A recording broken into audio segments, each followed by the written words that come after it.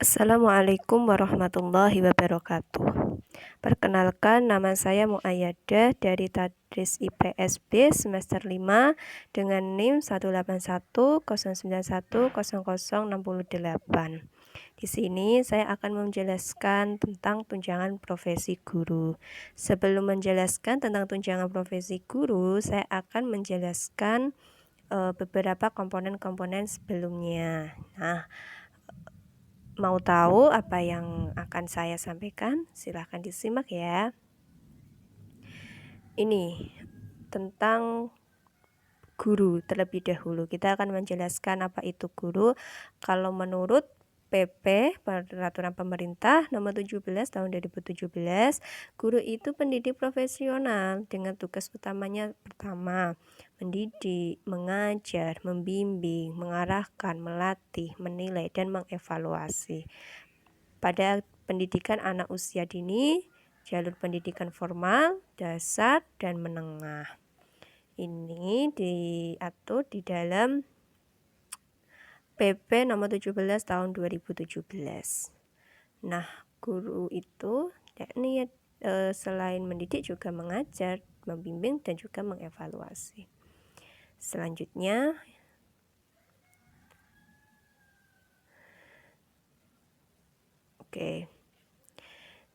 Selanjutnya tentang komponen yang akan nanti kita bahas, ada guru profesional, ciri profesi guru, hak dan kewajiban guru, dan yang terakhir inti pembahasan tentang tunjangan profesi guru.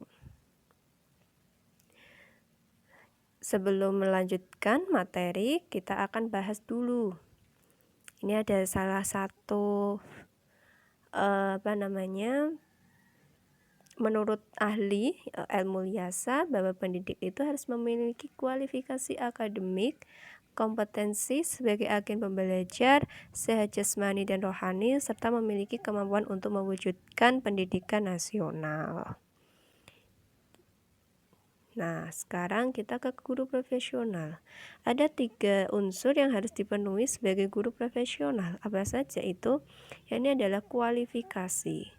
Kenapa bisa disebut dengan kualifikasi?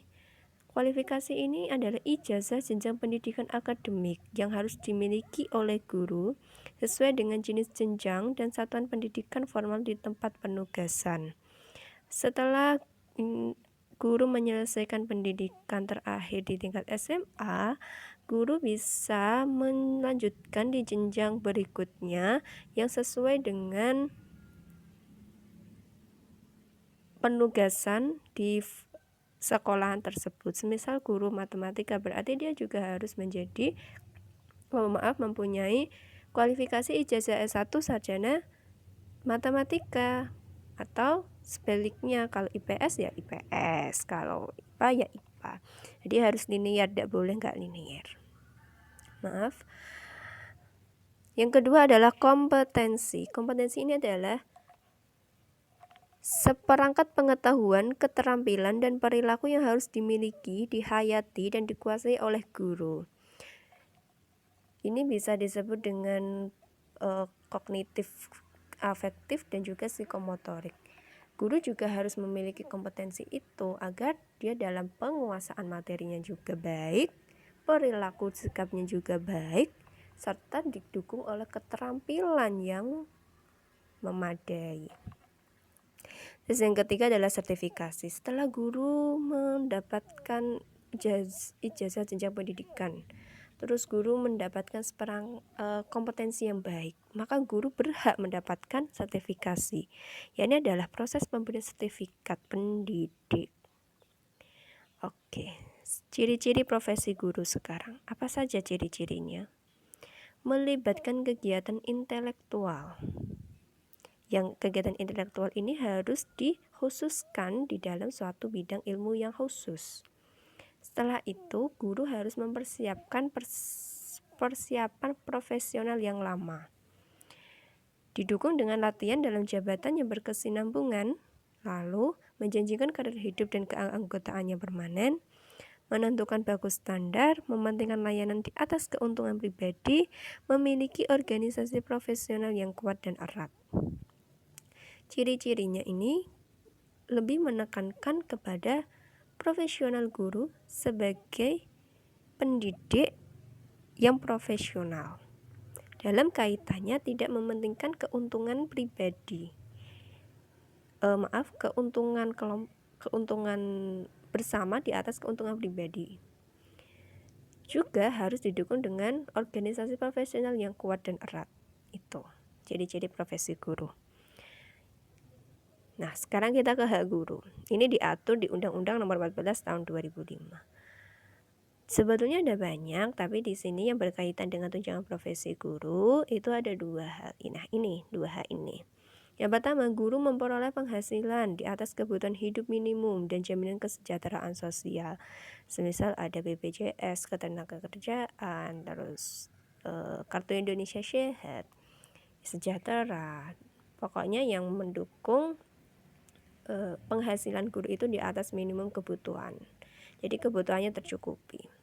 Terus yang kedua, guru memperoleh kesempatan mengembangkan dan meningkatkan kualifikasi akademik dan kompetensi.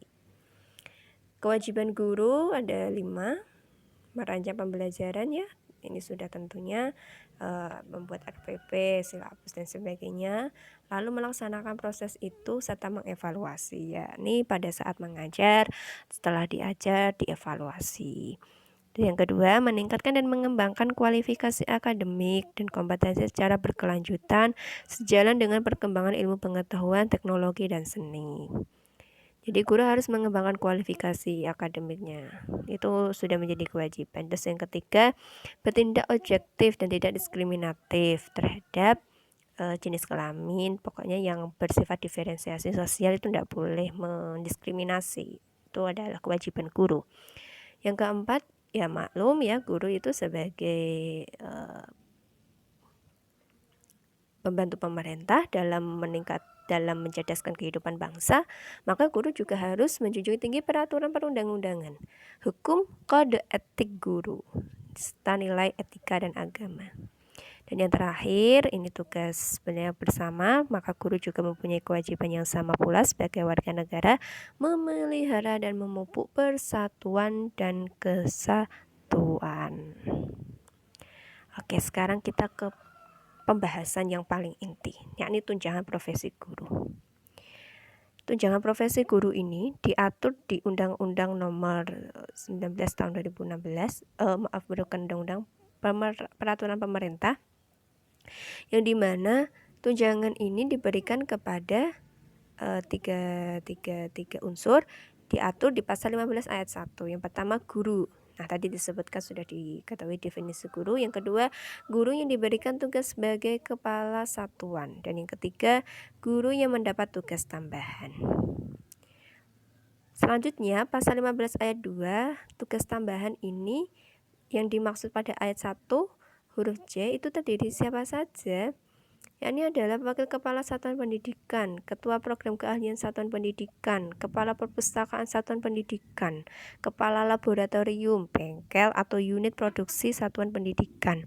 Dan yang ketiga, pembimbing khusus pada satuan pendidikan yang menyelenggarakan pendidikan inklusi atau tugas tambahan selain huruf A sampai dengan huruf E tadi itu, yang terkait dengan pendidikan di satuan pendidikan. Jadi ini adalah rinciannya dari maksud ayat 1 huruf C.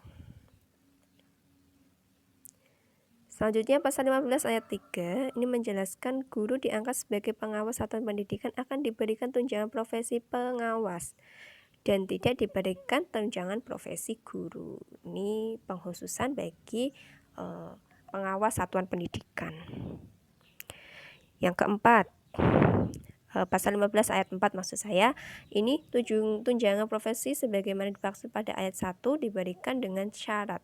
Jadi setelah memenuhi syarat ini, maka yang di pasal 15 ayat 1 itu boleh mendapatkan tunjangan dengan memenuhi syarat berikut ini.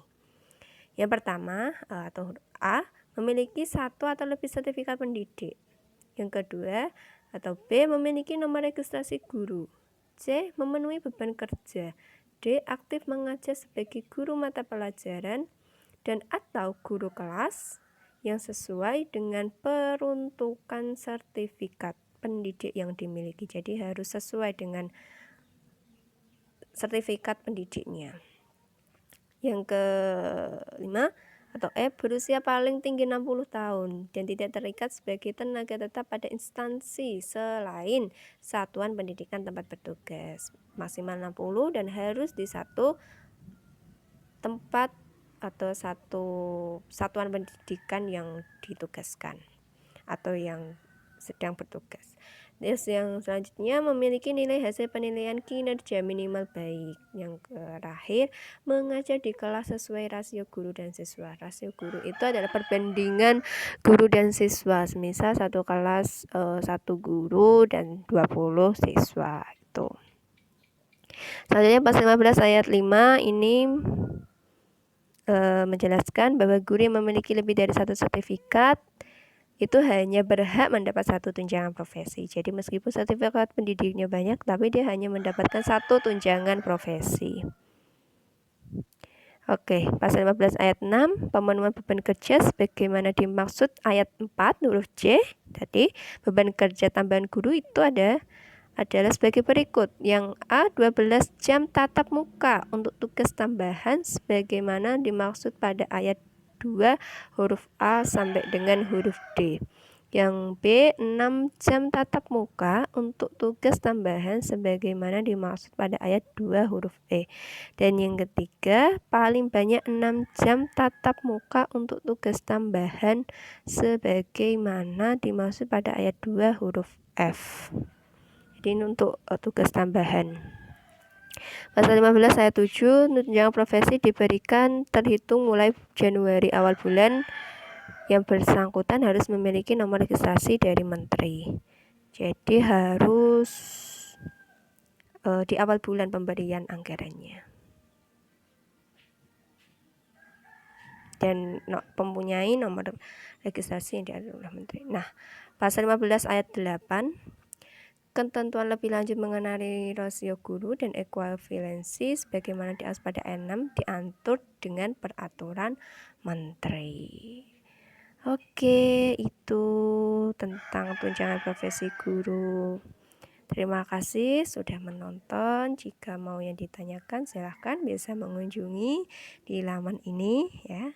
Kalau tidak ada saya cukupkan. Terima kasih atas perhatiannya. Assalamualaikum warahmatullahi wabarakatuh.